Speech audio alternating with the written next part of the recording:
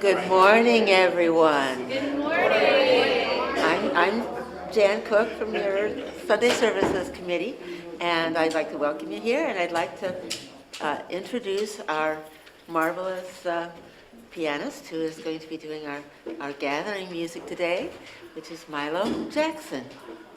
I hope you enjoy.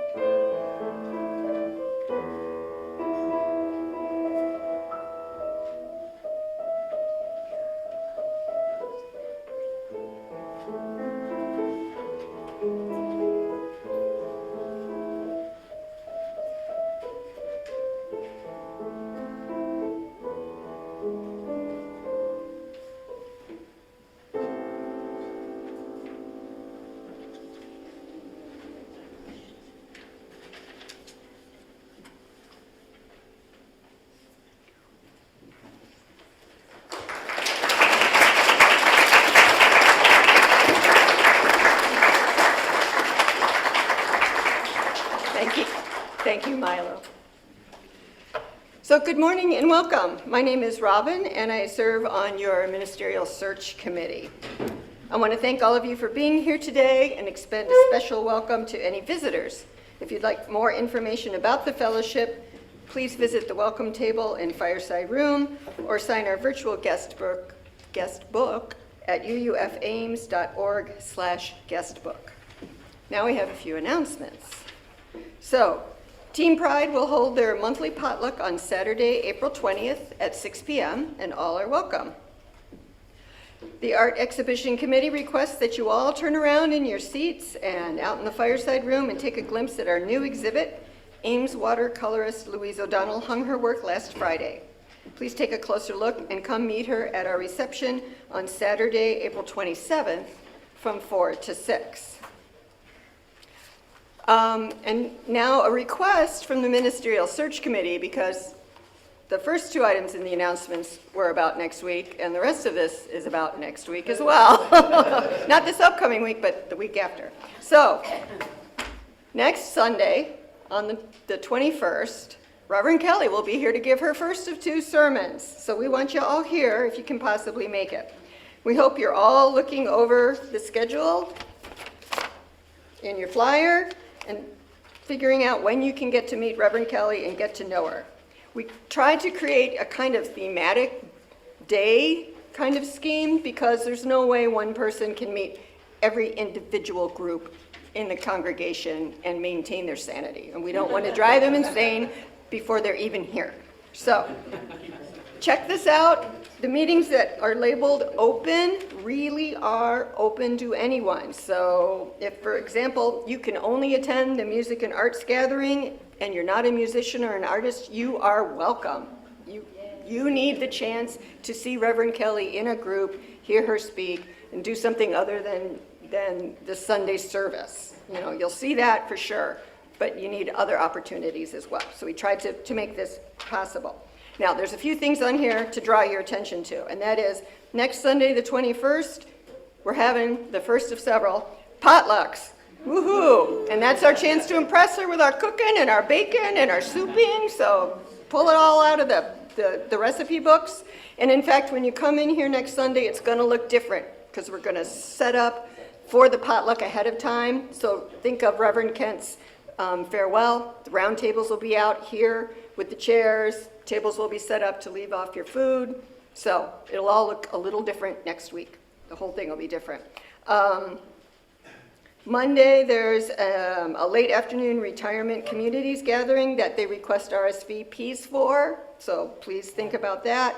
There's a Tuesday morning breakfast that also has an RSVP request. That's for places that aren't here, so they just need to know how many people are coming. Wednesday at Family Fellowship Night, if you go to that, the church will provide the main dish. All you need to bring are side dishes. And then Thursday, there's a breakfast potluck that's also open, and the big congregational pizza party out at Mora Memorial. So we will provide the pizza. You all bring the side dishes. So thanks for letting me walk you through that. And please participate as you can. And any questions, any of the search committee, stand up if you're here on the search committee. Yeah, so just ask us. Bradley, of course, is also fair game for questions. So, on behalf of this caring and nurturing congregation, I welcome each and every one of you to this sacred space. Here we invite you into an experience of transformation, hope, renewal, and connections, which may inspire you to understand life in new ways. Thank you for joining us today.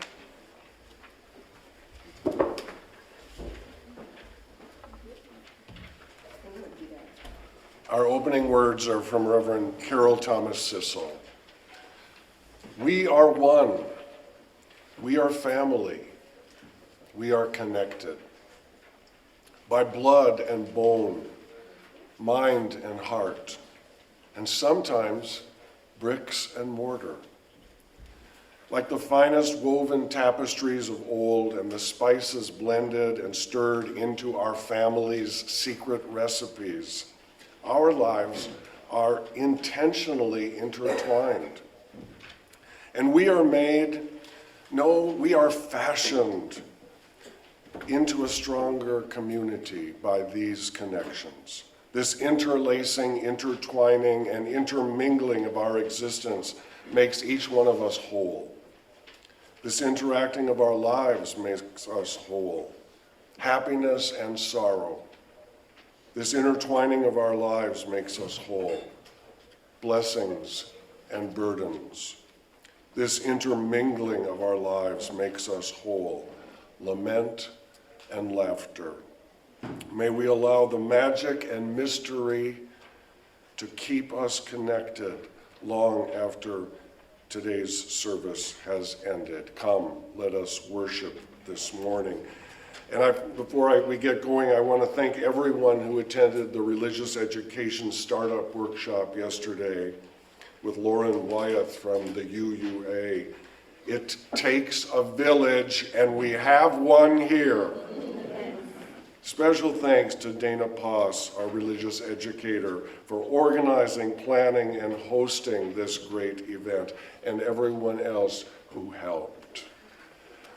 Our chalice lighting today is from Laura Ludwig, and it will be read by Trillium and Avani.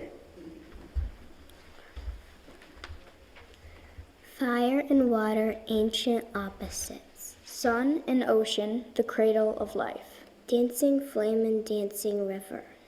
We invoke them today as we kindle our chalice flame. Will you rise now in body or spirit for our opening song, number 163, For the Earth Forever Turning.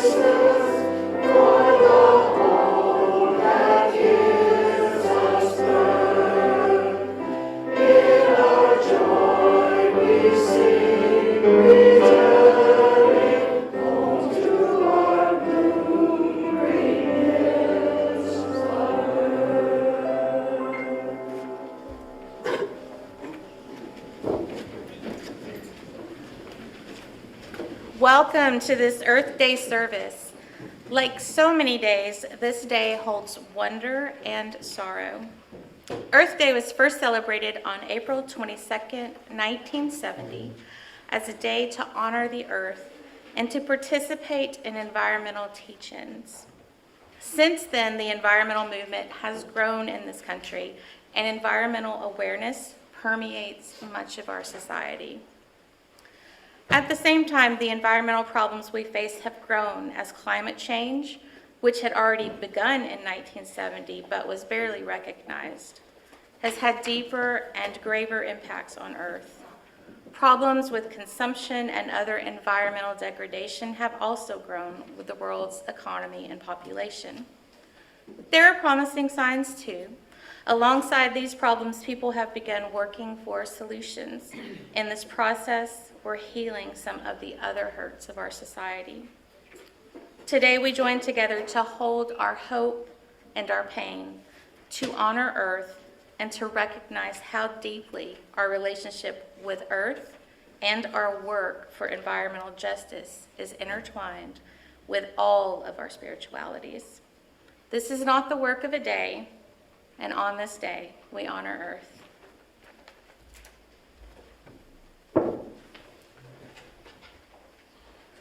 Will you join me now in a time of prayer and meditation? Our prayer this morning comes from Reverend Lynn Cox.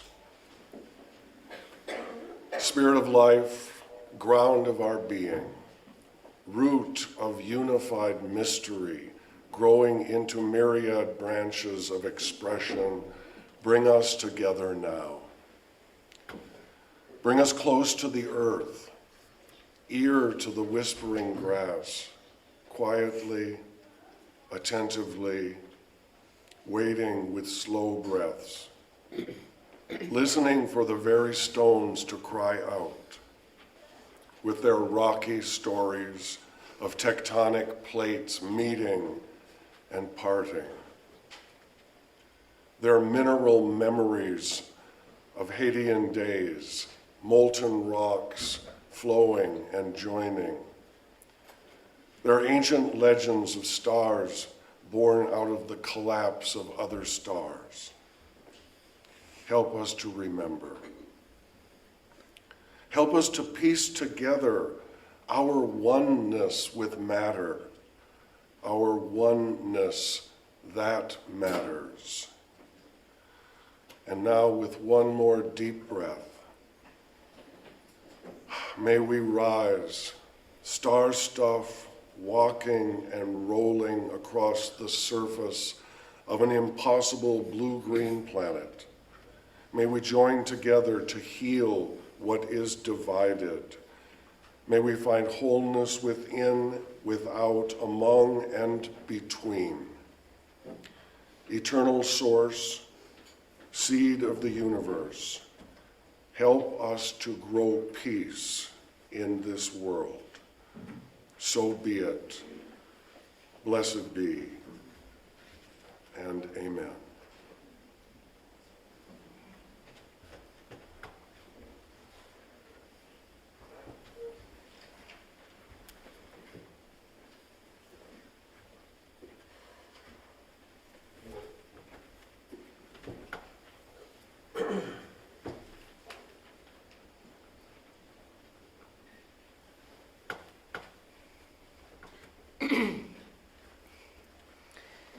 We will now give and receive the offering. Please know that this morning half of the non-pledge offering will be donated to All Aboard for Kids, as chosen by our high school youth group. Excuse me. All Aboard for Kids offers summer day camp programs for all students, with special focus for autistic students entering 6th through 12th grade. This is something that's very meaningful for me. Held at the Ames Middle School, their STEAM-based program, Science, Technology, Engineering, Arts, and Mathematics, is designed to prevent cognitive regression, ease the transition into the next school year, encourage social skills development with peers, and promote physical activity. The other half of the offering will support programs here in our fellowship that make this a community of inspiration and transformation. We'll pass the basket here in Fellowship Hall, but alternately for those at home or here with a cell phone, excuse me, you can go to uufames.org/give to make your contribution today. If you are visiting today, please know that your presence is gift enough.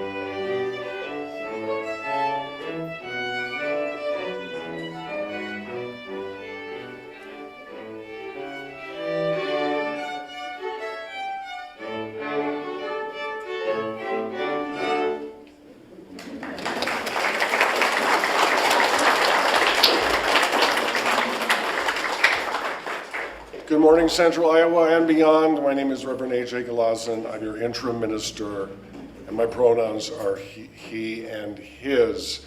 And I will be off the next 2 Sundays for your big deal that's happening here.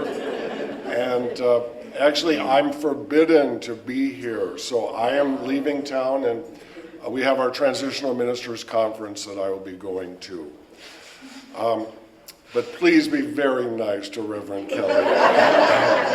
So, Give her the same treatment we give you. oh, she'll be in good hands then. So,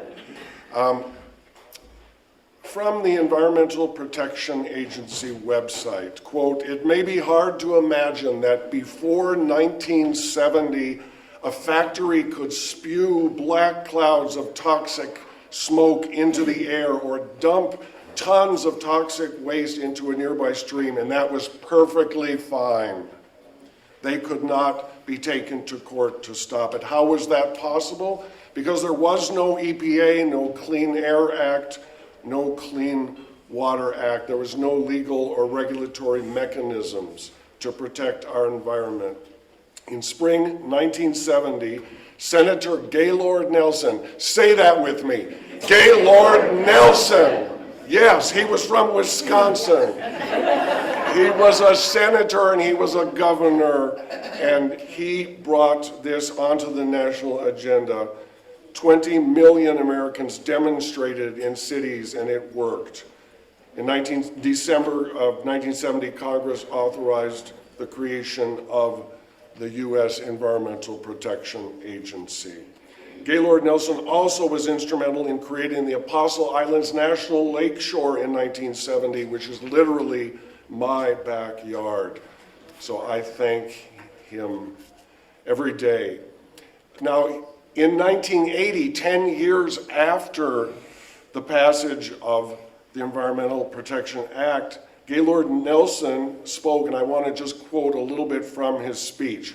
He says, 10 years later, so it's 1980, it has become popular in some circles to write the obituary of the environmental movement, to refer to the passing of the golden era of environmentalism. It is asserted that public interest has waned, that new worries have captured our attention, that inflation, energy crisis, and international conflict have superseded environmentalism. Those who write that view are uninformed and far removed from the environmental scene or the politics surrounding it. In fact, the politics of environmentalism are so pervasive, from the grassroots to the national capital, it's hard to believe that even the most casual observer could miss it. To anyone who has paid attention, it is clear that the environmental movement now is far stronger, far better led, far better informed, and far more influential. It grows every year. Close quote. Let's say it again. Gaylord Nelson. Now, last week I advised you to do nothing. There is no thing that can interrupt our experience and understanding of joy. But last Sunday I urged you to take a break. Today I'm saying it's time to get going and do something. And one thing I want to do is cut this sermon very short. Because we have a lot to do today. Today we are celebrating Earth Day not by doing nothing, but by doing something. And for the visitors here today, this is a very truncated service so that we can go to our different activities today. So after this closing song, we will adjourn to make it easy to do something. We have 6 different events planned. And a special thank you to all of the activity presenters, and especially Dana Poss. This was her idea today, folks. I'm taking credit for it, but it was really her idea, and I think it's a great idea. You can't do everything, but you can do something. Here in Fellowship Hall and on Zoom, Irv Kloss will speak about biological diversity and extinction as it pertains to local species. So if that's your interest, just stay here and stay tuned on Zoom. Cheryl Lawson will lead a tour of the fellowship grounds. Meet by the red doors right around the corner, and they will explore the vegetation that surrounds us. Maya Hayslett will share 2 programs in the fireside room right outside here at 10:30, which is in 3 minutes, Monarchs on the Move, and at 11 o'clock, Native Bees. Dan Hogg will be in room 3 at 10:30 and at 11. Come learn about how the rain garden here at UUFA works and how water moves from our parking lot to the Mississippi and beyond. And Molly Lee will be in the fireside room offering local honey. Finally, in the library, we will be writing letters in support of Bread for the World to support food justice in the annual Farm Bill legislation. And please consider writing a letter even if you attend other activities. We will send your letters for you. We have some printed, ready to sign. Last year, this fellowship sent more letters on behalf of Bread for the World than any other church in Ames. Yes. Malnutrition is preventable, yet nearly half of all preventable deaths among children under 5 are attributed to malnutrition. And in Gaza, as you know, 1 in 3 children under the age of 2 are suffering right now from severe malnutrition. You can't do everything. No one can. But everyone can do something. May it be so, and amen. Please rise now in body or spirit for our closing song, number 207, Earth Was Given as a Garden.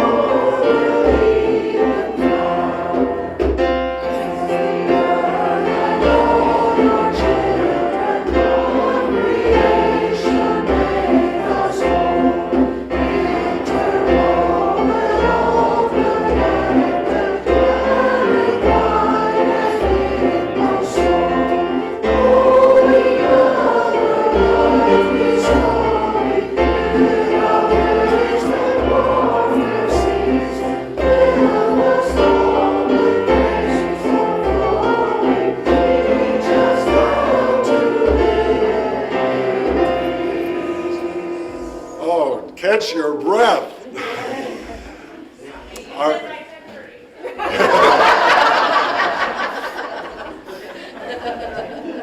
Our closing words are from Martha Kirby Capo.